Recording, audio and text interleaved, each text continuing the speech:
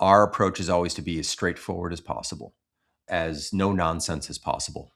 So like slathering AI on everything, everywhere, all the time is not going to be our approach. Welcome to REWORK, a podcast by 37 Signals about the better way to work and run your business. I'm your host, Kimberly Rhodes, joined this week by Jason Fried, CEO of 37 Signals. Now, we talked a couple weeks with David about AI and this new energy around it, specifically how our programmers are using it internally. This week, I thought we would talk with Jason about his thoughts on AI and from a product perspective, where our thoughts are. So, Jason, before we talk about our products, let's maybe talk about just AI in general. Are you using this on a day-to-day basis, and what kind of use are you getting out of it so far? Yeah, I use it for all sorts of different things. On the personal side, plenty of stuff. Business side, what I've been using it most for lately is actually as sort of an editor. Same. So I do a lot of writing. So I'm currently writing, for example, a new basecamp.com homepage. And I wrote this piece as sort of a letter form, which is kind of how I approach these things. And I wanted to make sure that I was speaking really plainly and clearly. And I thought I was, but I also wanted to really match it up with a lot of the language that our customers use very specifically. So we have this page on our site, basecamp.com/customers, which has about, I think it's close to 1,000 customer testimonials. Wow. And I use both Claude and ChatGPT. I kind of use them almost in competition with each other to kind of hone in on something, because they each have their own style, and I don't like their house styles necessarily, but they can kind of somehow help me get somewhere that I'm comfortable with in a way that I like. So what I did was I pointed them both at the customer testimonial page and just said, like, internalize the language our customers are using, how they describe things, what they call things. Because for me, I might call a feature to-dos, and most people might call it tasks. Right. Now, I know it as to-dos. The tool in Basecamp is called to-dos, but maybe people are calling it tasks, and maybe we should call it tasks. But I want to make sure that what I wrote will land with more people and just land in their own mental model of what they're thinking about and how they're thinking about the product. So I asked it to internalize all the language and then read my letter and then make some suggestions for ways to tweak the language, not to tweak the letter or the tone, but make sure that I'm more aligned with how our real world customers speak about these things and call these things and name these things. So for example, I was using things like stay on top of things, make sure you know what's going on. And I like those phrases, but our customers just say like organized. Like they just say like, I like that I'm organized. Basecamp keeps me organized. I'm so much more organized. And so I don't always take the suggestions from AI, but I think it's a really good way to gut check and go, this phrase, this word, is this lined up with what people are thinking in their head? Yeah. So I'm not asking it to write the thing. I don't like that. But I am asking it to see things that I can't see and hold a lot of context in its head that I can't hold, and go, you know what? These 4 words would probably land better if they were these 4 words. And maybe I'll use all 4, maybe I'll use 3, whatever it is. I also tend to sometimes write in a way where I have like one sentence too much in a paragraph, just like one too many sentences. And so I'll often say like, turn this into 3 instead of 4, but don't just concatenate them. Like really what needs to go here? And so that's the kind of stuff I've been using it for primarily. That said, I also have been digging into, we're doing Basecamp 5 right now. So I've been digging into some features in the product and getting in there and having it tweak some things for me and change some things for me and quickly prototype some things for me, so I could see if this idea I have in my head is even worth pursuing. And it can throw some things together pretty quickly that are really, really handy that I could have done, but it would take a long time. And I don't want to sink that kind of time in to find out if something's worth doing in the first place. Okay, when you say prototype, what do you mean? Like, are you having it build something for you, like that you can physically see? Yeah. So I'll give you an example. We now have this feature in the product, but in Basecamp 5, there's a sidebar with your pings in it. Currently, or in Basecamp 4, there's a menu where you pull it down and you can see pings are like direct messages. So you can pull the menu down and see. Now we have it in the sidebar. If you want to open the sidebar, you can chat with people and not lose your place. What we do is we have little heads that show up, little avatars that show up when someone pings you. And if you don't have the bar open, their head shows up with a little orange dot saying, hey, there's something new from Kimberly or something like that. That's what that suggests. And if you hit P on your keyboard, it opens it up and you can start chatting. But I found myself, and that's great, by the way, it's great. But once I've clicked your avatar and I chat with you and I close the sidebar, like your face is gone. And so if I want to get back to you, it's like an extra step or two to get back to that chat. And I found that I found like I'm often talking to the same handful of people over the course of 5 hours or something like that. So it'd be nice to have like this menu build up of people I've talked to recently. We didn't have this in the product though. We just had the new pings. And I'd asked someone to build this, but they hadn't gotten around to it yet because they were busy with something else. So I just built it. I mean, I didn't do the building really. Claude did the building, but I asked it to like quickly prototype this idea so heads would stick around after I chatted with somebody. Now, in the real product, I think we have like a 6-hour time frame in which a head sticks around. If you don't talk to that person again, it clears out. That way you're not like having the sidebar full of people you're not talking to, but it's kind of an active culling of people. And I was able to quickly make this work for me. It probably wasn't like robust enough to like ship in the product, but like I got it together in a way where it was working. Yeah, so you could see it. Yeah, I could mock it up myself, but that's just looking at two states. I want to actually use it that way and see it work. And so like that's something that I would have had to ask someone else to do. And I was able to do that myself. So I'm doing more of that. And that's been really, really incredibly handy and like a breakthrough revelation kind of thing. Like, wow. And for me, it's not so much like I can do things I couldn't do before, because there's certain things I could do before that I just chose not to do. So it's mostly like, this is a huge speed up of time and I don't need to bother somebody else. And I've recognized how important this is because we've written this up in the past. Like, I think it's called like the owner's word weighs a ton or something like that. It was this old post I wrote up about how when you own the place, like I do and David does, and if we ask someone to do something, there's just more weight attached to that request, regardless of whether or not like we're like, don't worry about it, don't worry about it. Somehow there's still more weight attached to that. So people tend to sort of drop what they're doing to help. Yeah, of course. I really don't want that most of the time, but it just comes with the territory. So it's nice to not have to ask anybody and then not pull people off of things that even if I said, don't worry about it, somehow they'd maybe get to it just because they felt obligated in some way that I don't want to put on them, but they still do. And so I just find that I'm able to bother people less and just get some stuff in my head quicker and decide if it's even worth pursuing or not. Okay, here's a unique to our use case situation that I came across with ChatGPT specifically recently. Okay. We were doing a live Basecamp. Let me show you how this works. But there was data that we didn't necessarily want to show. Chase was actually doing this. And so he did like mock-ups of actual documents. He's like, make me a PDF with this fake customer data, fake email addresses, fake phone numbers, so that we could show like, this is how it actually looks, but it's not our account where you're seeing these private things. And something as simple as that is like, okay, that just saved me from making it up. And it's huge. Did it in seconds. I did the same thing recently. I should have mentioned this example too. I'm glad you brought that up. So I'm running Basecamp locally, as we're developing it. So I have my own local database and I can screw around with it without messing up the real thing, right? And so one of the things I'll often do is I was working on the UI on Campfire, our chat tool in Basecamp. I was working on the UI. I was curious, like, there's a lot of stuff in there. I'd like to just get rid of it and move some stuff around or whatever. But the sample data we typically have, our seed data, which is like our default account that we use when we run things locally. Sure, like our demo type account. Yeah, it didn't have like a lot of chat history in it. And so I wanted to see a lot of different scenarios with file attachments and different people having conversations longer and shorter over many days and all sorts of different things going on, right? And we just didn't have that in the standard seed data in our basic data. Now, historically, I would have asked maybe Marissa to put together like a huge, and she's done this, and I think you worked with her on this too, right? This like incredible sample project stuff, which we have in the production version, but in the local version, we didn't have this. And there was a scenario, I just wanted to sort of paint this scenario, but to make it happen was very complicated because you have to like log in as multiple people to chat with fake multiple people. You've been through it. Yeah. You probably know. So I asked Claude, I'm like, okay,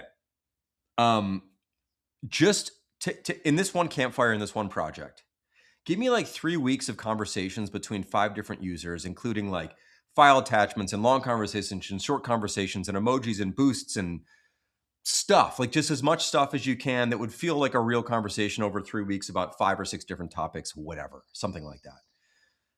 And I just said that, and it populated the database. And it's like, it's all done. I hit reload, and it was pretty good. I mean, very much better than nothing. Right. Not as good as what you or Marissa would have put together, but like I got it in 3 seconds or whatever. It was pretty instant.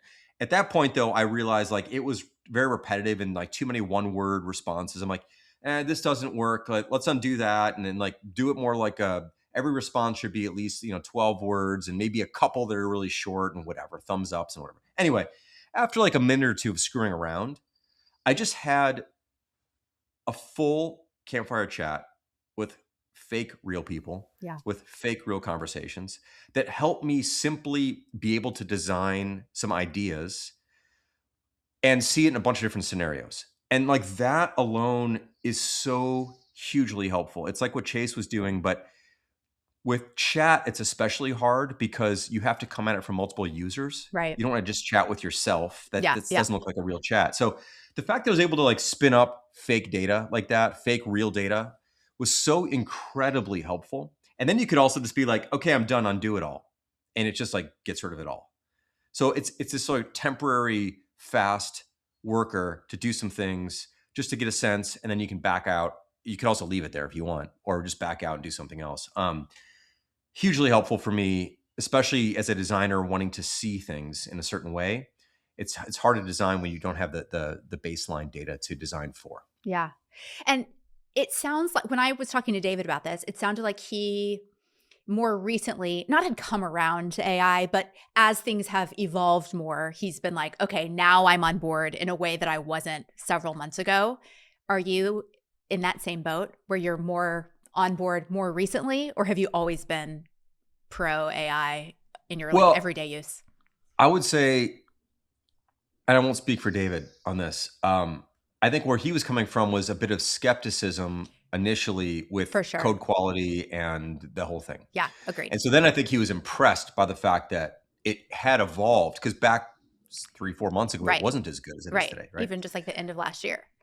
Yeah. So I don't think I was skeptical because I hadn't done a lot of these things that I'm doing now. Yeah. So I think I'm hopped on board, let's just say. I mean, I was using AI personally for all sorts of like just replacing Google stuff, right? Mostly. And then at work, I was using it for some writing stuff. But now getting into product development, I'm just impressed by how quickly I can do certain things that I would have had to ask someone for before, or like really get up to speed to do again. Yeah. So I wasn't as skeptical, and now I'm sold. I'm just like sold now. Mm-hmm. And that's just maybe, part of it. I think, Claude could have done this 6 months ago too. I just wasn't really like digging into it in that way. But I think I'm riding the wave right now. A lot of people, of course, are talking about it and showing off what it can do. I'm like, well, I should kind of get in there and figure this stuff out. And it's been very, very helpful. I'm sure there's a million ways. If someone was sitting next to me here who really knew all the things you could do and all the ways you could do it, I'm sure I could learn a lot more. But for now, the things I'm able to do, I'm really appreciative that I can do those things. I'm using it in the ways that I find it to be valuable for me. And I'm not like searching for use cases. Yeah. Like I've got the things it's doing for me right now. Okay. So now let's talk a little bit about our products. Of course, we're not going to reveal any spoilers, but tell me a little bit about. That'd be more fun, wouldn't it? I mean, it would, but I figured you didn't want to. I don't really have any spoilers at the moment. Tell me what you're thinking in terms of AI and our products. Is that something that as we're launching Basecamp 5, you're digging into? Is it a not now? And then also our other products, not just Basecamp, but Hey and Fizzy, kind of where are you thinking like the next step for AI is for us? Yeah, I mean, we explored it quite a bit in Fizzy. And I think there's, of course, an endless amount of things you can do, and maybe we should do at some point. Things we explored it for in Fizzy weren't entirely useful at the moment. That said, I can imagine, for example, duplicate detection. Like, this bug looks like these 3 bugs. Is this the same thing? Things like that I think would be handy. Yeah. We had some we had some summary stuff, like summarizing a week of worth of work and what's been going on. And we just found those to be like adequate, but like not interesting to read. And I think that ultimately kind of pushed us back away from it for a minute. Like we can generate summaries, we can generate reviews of work, but like if no one really wants to read them, it didn't feel right. So we kind of backed away from that. Anyway, that was a few months ago.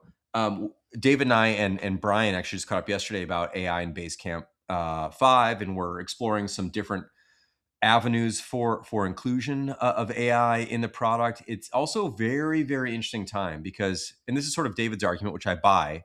I also have other arguments that I'm trying to push forward.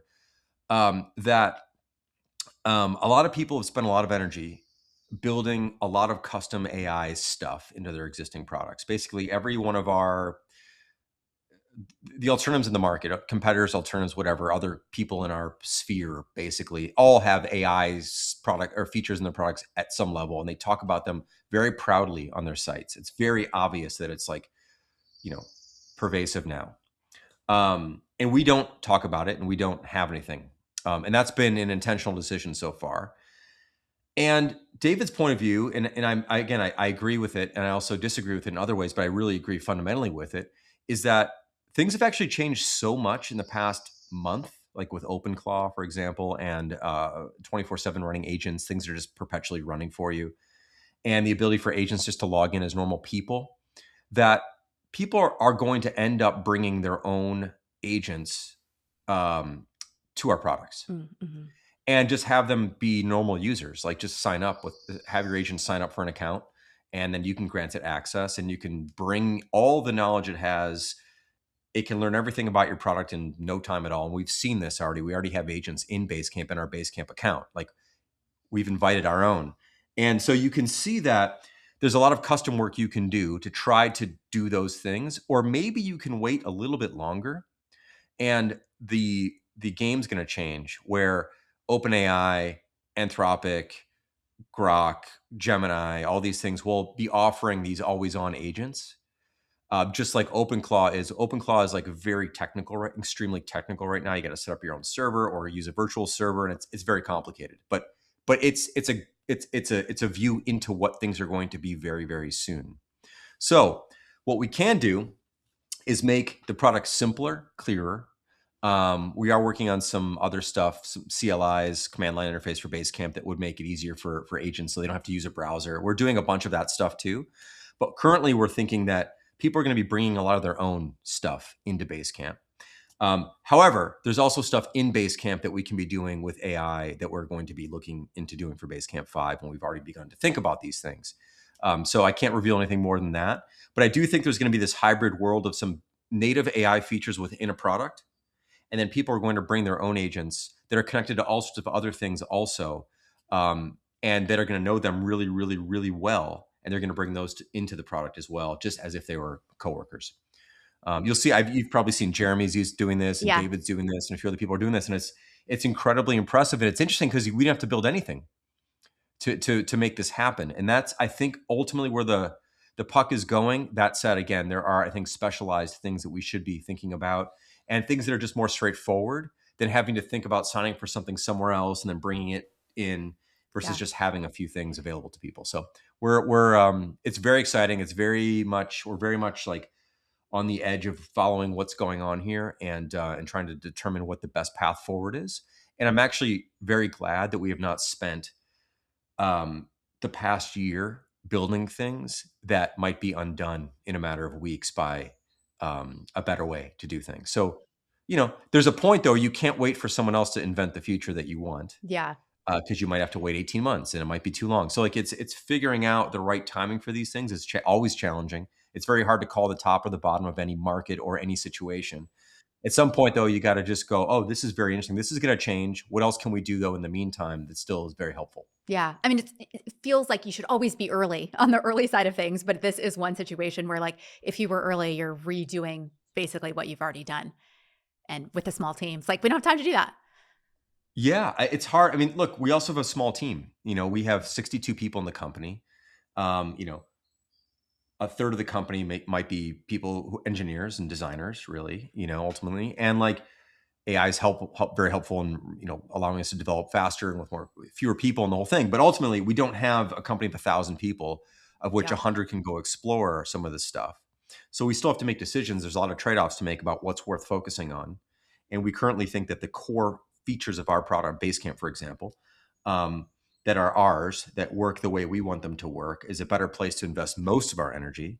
We'll still be investing some energy into AI and also being open, have open arms and open doors for people to bring their own AI into Basecamp, and make it easier for those AIs or for those agents to be able to access data in Basecamp. So we're making that a lot easier. So I think we're going in absolutely the right direction here. Yeah. And again, I'm glad we didn't spend 10,000 engineer hours over the past year and a half or whatever it would be. I don't know how long, many hours it would be, building stuff that's like kind of going to be obsolete pretty soon. Yeah. It's interesting because I see some of the customer feedback. People write in or comment on our YouTube videos that people are very polarized by this topic. I've said it before, but there's people who are like, when is Basecamp getting AI? Like, you guys are late. And there's people who are like, don't touch my Basecamp. It's like the only piece of software I have that hasn't been sucked in with shitty Right. AI. So it is Right. one of those like hard to balance between, those different opinions and doing what's right for the product. For sure. And we want to make both those sides happy. And I think we can. I absolutely think we can. Our approach is always to be as straightforward as possible, as no nonsense as possible. So like slathering AI on everything, everywhere, all the time is not going to be our approach.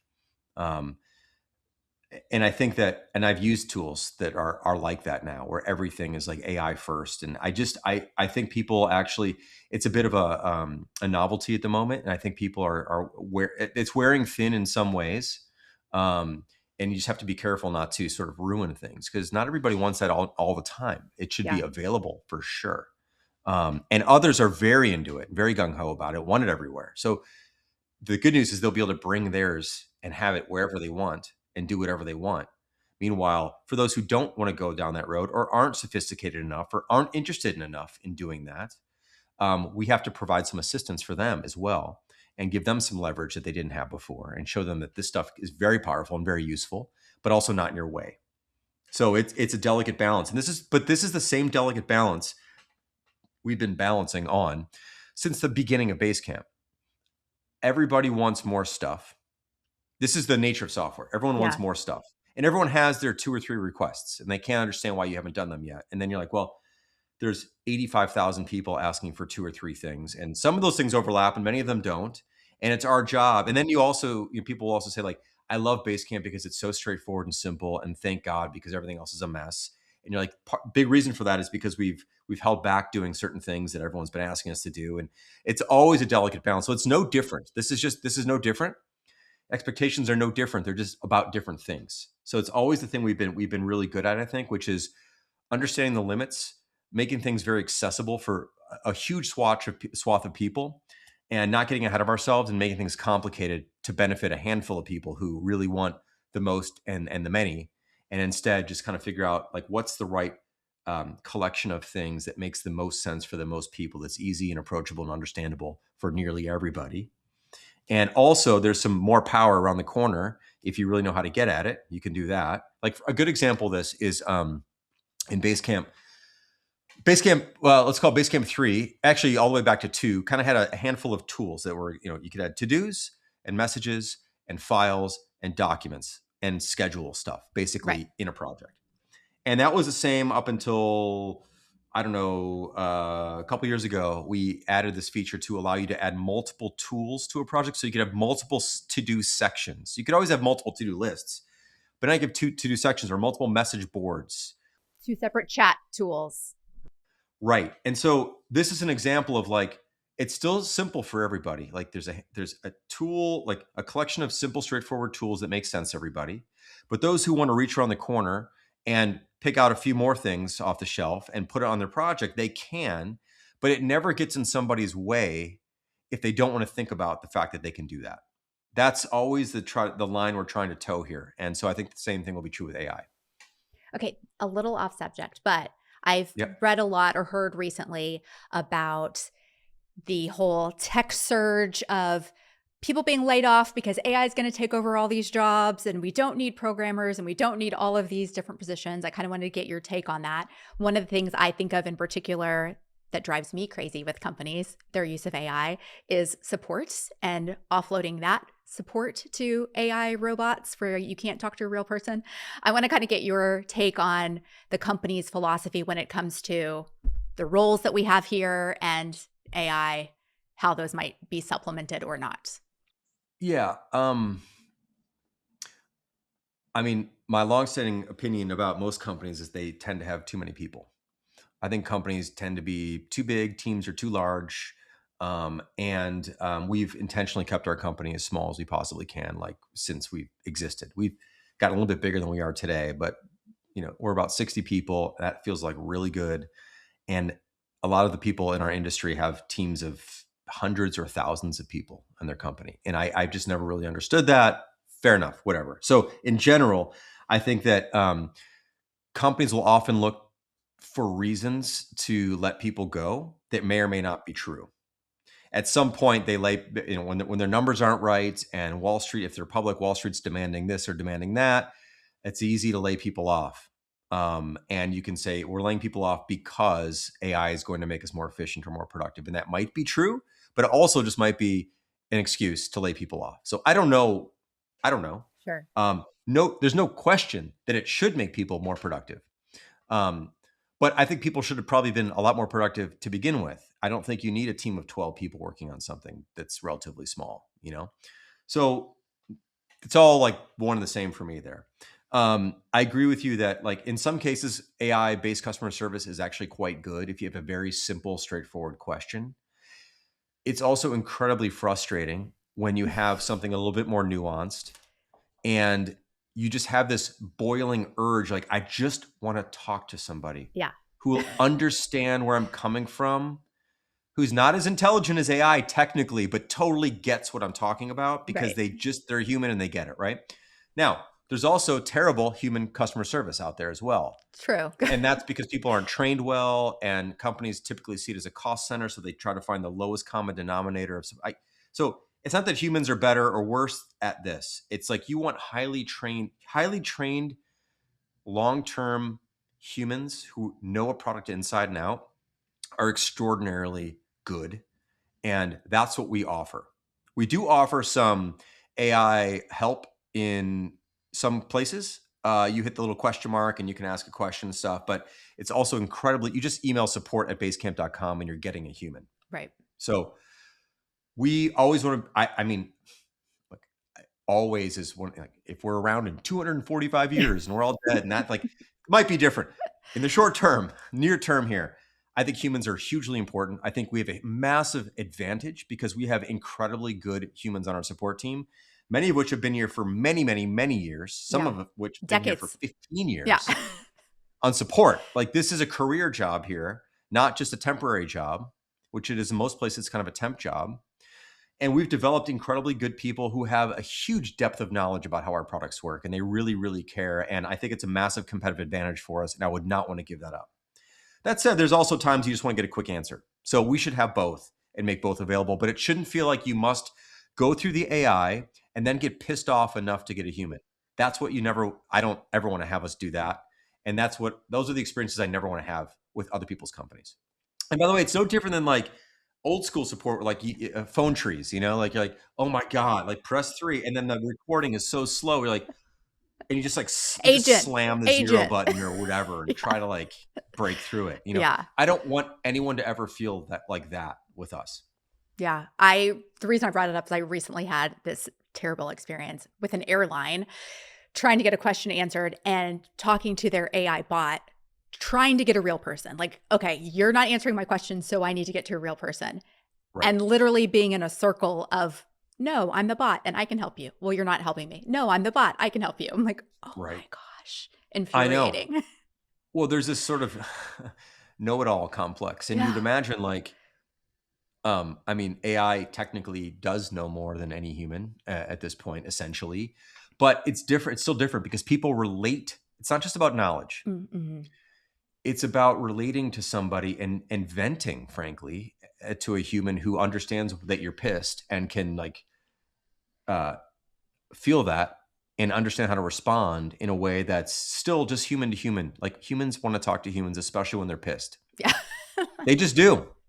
I mean, you could also yell at an AI and like let it all out, not worry about insulting anybody either. But I don't think that's what people actually want. I think when people really get a little bit frustrated, and sometimes when they're writing support, they are. Yeah. They are. And it might be because they had a bad day. It's not that the product is terrible. They had a bad day, or who knows what happened, right? They have a deadline coming up and they can't find this thing they knew was there. And like people are frustrated for all sorts of reasons. You want someone on the other side who can meet that, absorb it, understand it, and know how to work with you on it. Now, it's not that AI can't be trained to do that. And I'm sure there's some very sophisticated models that can do that. But that's a technologist's point of view. Mm. If I'm a human, there's a point, and it's not a very deep point, where I want to talk to somebody. Yeah. I just still do. Maybe in 20 years I don't. Today I do. I believe that's true. I talk to our customers. I know it's true. And we want to make sure that we're never skimping on that. Yeah. Well, that seems like a perfect place to wrap it up. We will Great. look forward to seeing what comes in the ways of AI as we launch new products. This is a production of REWORK. You can find show notes and transcripts on our website at 37signals.com/podcast. Full video episodes are on YouTube. And if you have a question for Jason or David about a better way to work and run your business, leave us a voice recording. You can do that at 37signals.com/podcast question, or send us an email to rework@37signals.com.